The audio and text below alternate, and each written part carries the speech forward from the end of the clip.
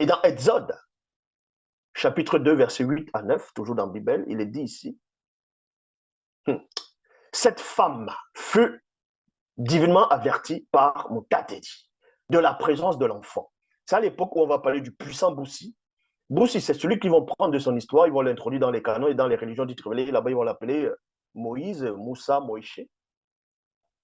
C'est à l'époque ici où Boussi, étant encore bébé, étant encore un enfant, un nourrisson, euh, ceux du monde occulte, et donc des mauvaises personnes, avaient, c'est-à-dire le monde occulte avait ouï dire, avait entendu que le libérateur du peuple allait naître. Donc il fallait à tout prix éliminer, c'est-à-dire tuer tous les enfants qui vont naître par rapport à cette époque. Pourquoi ils ont su ça comment?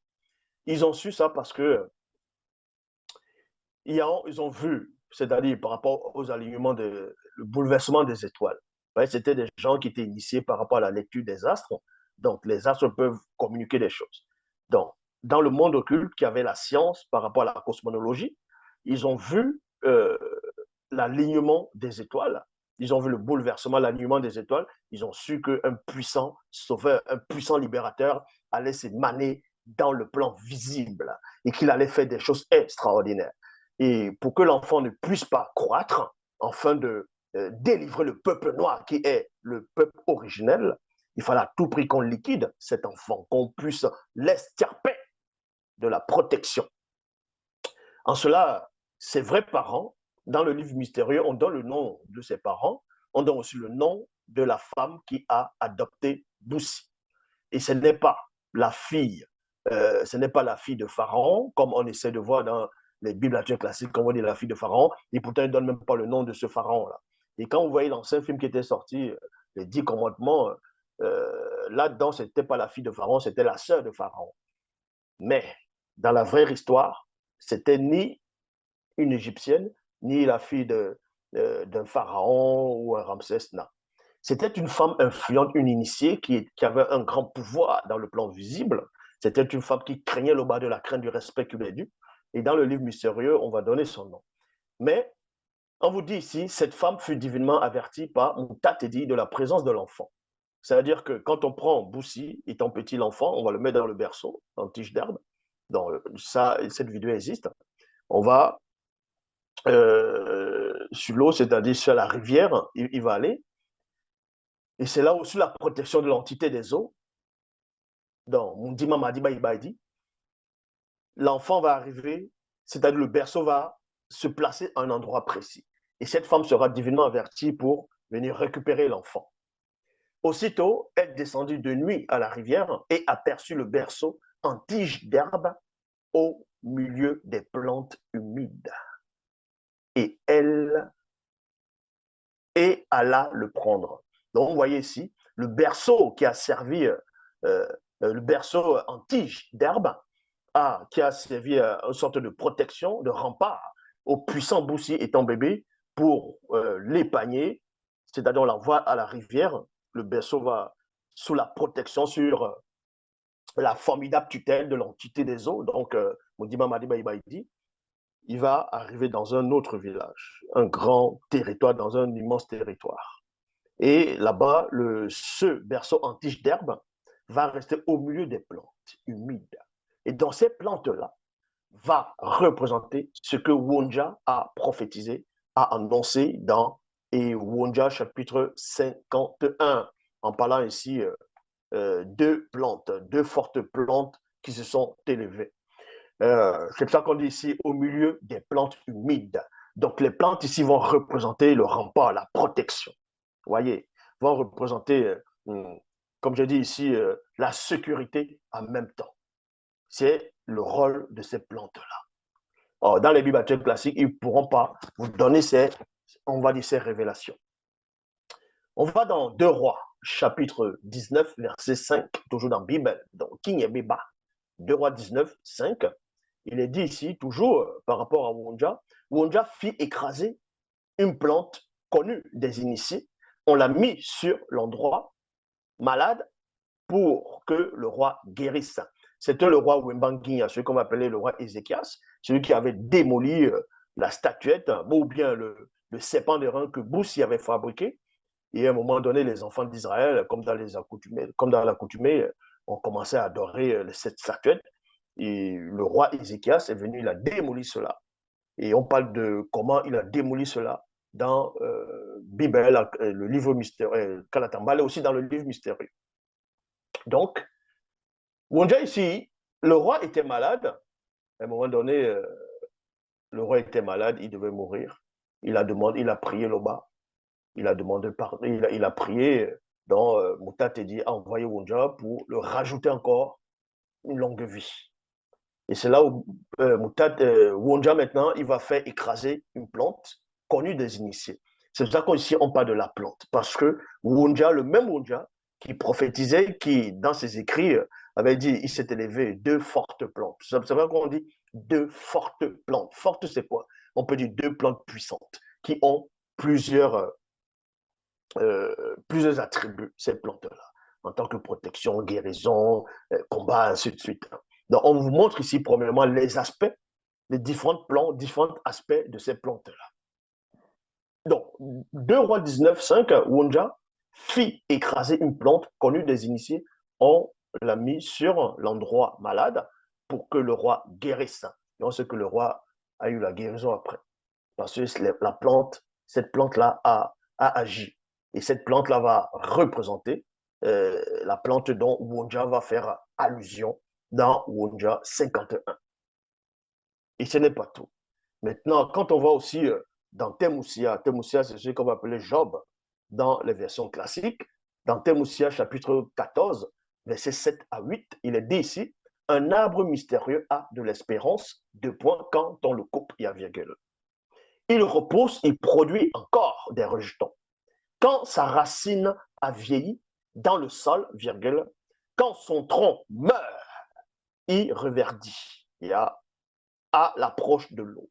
Il pousse des branches comme une jeune plante, comme une jeune plante. Ça veut dire que ici, c'est une image. On va prendre une image par rapport à ça. On dit ici, un arbre mystérieux a de l'espérance. C'est pour ça qu'on dit l'arbre mystérieux. On sait que derrière les arbres qui ont été manifestés, il y a un état de conscience, c'est-à-dire il y a les entités par rapport à chaque arbre.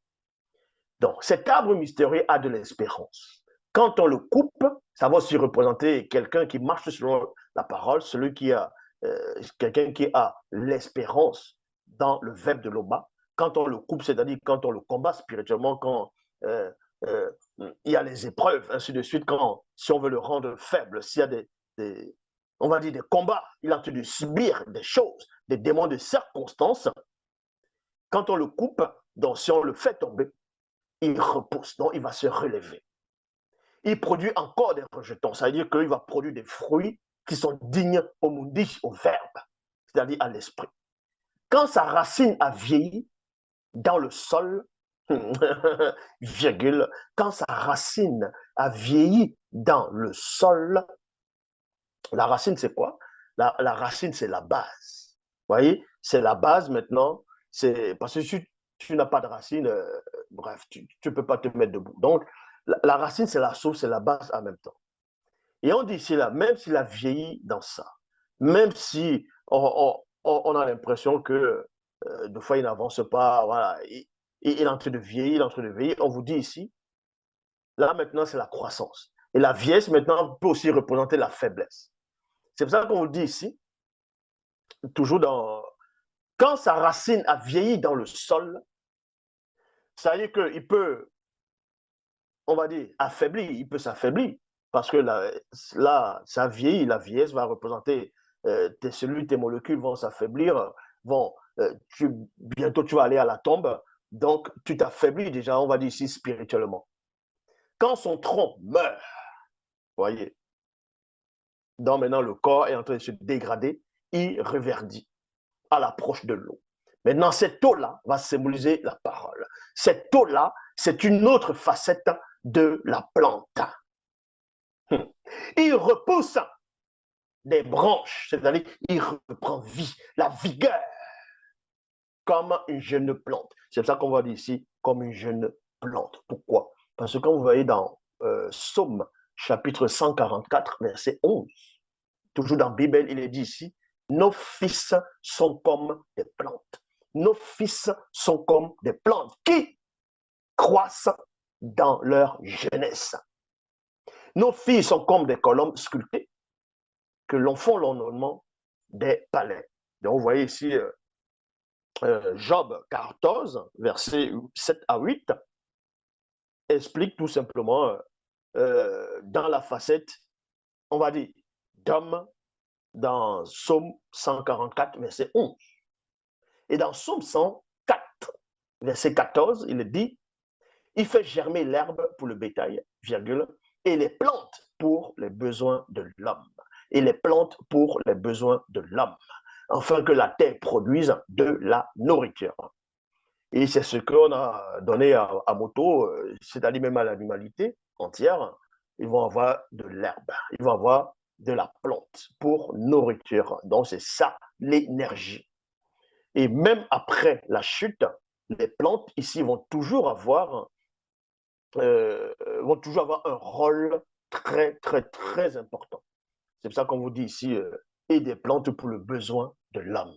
Et c'est de ces plantes-là que Wonja a prophétisé dans Ésaïe, dans les Bibles actuelles classiques 53, mais eux, ils n'ont pas compris. C'était quoi, pourquoi il a poussé comme une plante, une plante forte, ainsi de suite. Mais dans la version originelle, donc qui est Kalatambale, c'est deux plantes, et ces deux plantes-là, l'homme a besoin de ça. En gros, c'est ça la base de la spiritualité.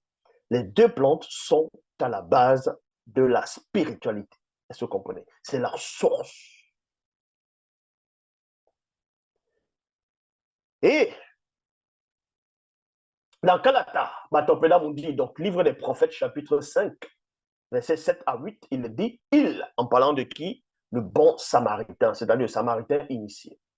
Et dans le livre mystérieux, on donne bien, on dévoile le nom de ce samaritain, on dévoile d'où est-ce qu'il venait, qu'est-ce qu'il faisait là, qu'est-ce qui s'est passé ce soir-là, et quelle est l'identité même des personnes qui ont agressé le non-initié qui était là. Et aussi dans le livre, dans Bible, on fait aussi allusion à ça, mais sauf que c'est plutôt dans la face cachée de Bible qu'on va dévoiler les noms. Donc, le Samaritain initié s'approcha parce qu'on avait roué de coups à un non-initié, ils l'ont bastonné, il était presque mort. Et quand il y a un lévi corrompu, un faux prêtre corrompu, voilà, tout ça, et le Samaritain initié, qui était toujours un noir, hein, s'approche. Quand il voit cet homme-là à demi-mort, presque mort, qu'est-ce qu'il va faire? Il va s'approcher, il va arracher ainsi des broussailles, virgule, des plantes. Vous voyez? Connues des initiés. Donc, il va arracher des plantes. Et ces plantes-là vont symboliser la guérison, vont symboliser le médicament, vont symboliser la restauration. Et c'est de cette restauration dont Wonja fait allusion dans Wonja 51. Deux fortes plantes s'étaient levées. Il arracha ainsi dans les broussailles, virgule, des plantes connues des initiés. Après les avoir écrasées, il se mit à soigner les plaies de l'homme non initié avec. Donc vous comprenez, c'est ça le mystère.